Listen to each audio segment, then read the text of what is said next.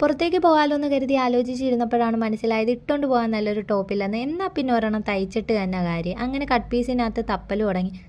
തപ്പി എന്തായാലും നല്ലൊരു മെറ്റീരിയൽ കിട്ടി. ഇതൊരു കോട്ടൻ്റെ മെറ്റീരിയലാണ്. അത്യാവശ്യം നല്ലൊരു ടോപ്പ് തയ്ക്കാനുള്ള മെറ്റീരിയലൊക്കെ ഉണ്ടായിരുന്നു.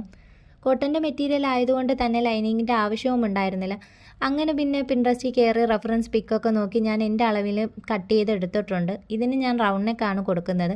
ചെറിയൊരു സ്ലീവും കൊടുക്കുന്നുണ്ട്. സ്ലീവിനകത്ത് ചെറിയൊരു പ്ലീറ്റ് ആഡ് ചെയ്യുന്നുണ്ട്, ചെറിയൊരു പഫി ഫീൽ തോന്നിക്കാനായിട്ട്.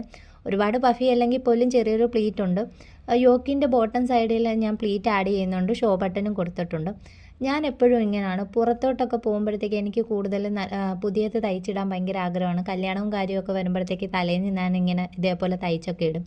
പൊതുവേ തയ്യക്കാർ അങ്ങനെയാണെന്നാണ് എൻ്റെ ഒരു വിശ്വാസം. അങ്ങനെയുള്ളവരാരെങ്കിലും ഉണ്ടെങ്കിൽ നിങ്ങളൊന്ന് കമൻറ്റ് ചെയ്യണേ. ഇതാ ഇതിൻ്റെ ഫൈനൽ ലുക്ക്. നിങ്ങൾക്ക് ഇഷ്ടപ്പെട്ടാൽ ലൈക്ക് ചെയ്യാനും സബ്സ്ക്രൈബ് ചെയ്യാനും മറക്കല്ലേ.